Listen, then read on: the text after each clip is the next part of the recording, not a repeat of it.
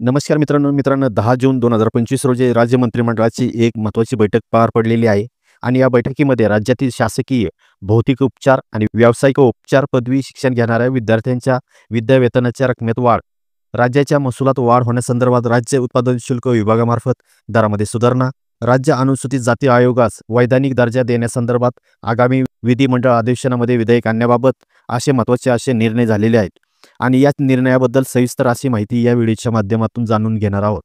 मित्रांनो, या झालेल्या निर्णयापैकी पहिला महत्त्वाचा निर्णय आहे तो म्हणजे राज्यातील शासकीय भौतिक उपचार आणि व्यावसायिक उपचार पदवी विद्यार्थ्यांच्या विद्यावेतनात 6,250 रुपयांची वाढ आणि पदव्युत्तर पदवी विद्यार्थ्यांच्या विद्यावेतनात 10,000 रुपयांची वाढ करण्याचा निर्णय घेण्यात आला आहे.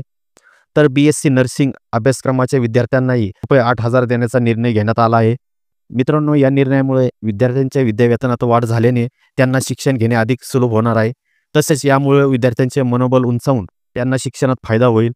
मित्रांनो, याचप्रमाणे दुसरा जो निर्णय झालेला आहे तो म्हणजे राज्याच्या महसुलात वाढ होण्याच्या दृष्टीने राज्य उत्पादन शुल्क विभागामार्फत विविध प्रकारच्या दरामध्ये सुधारणा करण्यात येणार आहे.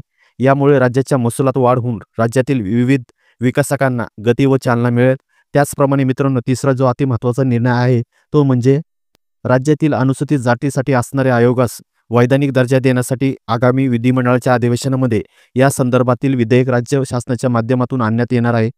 या आयोगामुळे वंचित घटकांना न्याय मिळेल व वैधानिक दर्जा प्राप्त झाल्यामुळे आयोगाच्या शिफारसींना अधिक बळकटी मिळेल.